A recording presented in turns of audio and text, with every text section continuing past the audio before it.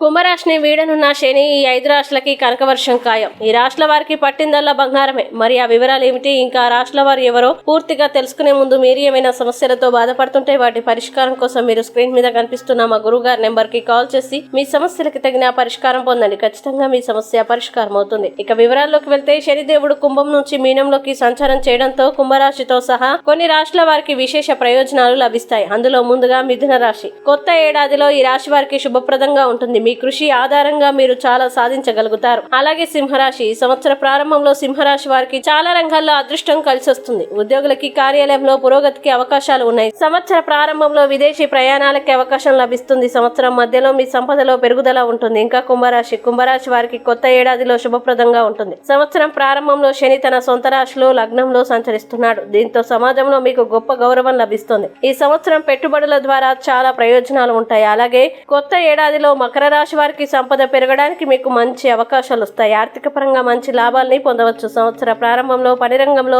అద్భుతమైన మెరుగుదల ఉంటుంది. సమాజంలో మీకు గౌరవం కూడా పెరుగుతుంది. ఇంకా ఈ సంవత్సరం తులారాశి వారికి చాలా అనుకూలంగా ఉంటుంది. ఈ విషయంలో ప్రత్యేక శ్రద్ధ వహించాలి. విద్యార్థులకి కూడా ఈ ఏడాది శుభప్రదంగా ఉంటుంది. ఈ వీడియోని లైక్ చేయండి, షేర్ చేయండి. ఇలాంటి మరిన్ని వీడియోల కోసం మా ఛానల్ ఇప్పుడే సబ్స్క్రైబ్ చేయండి.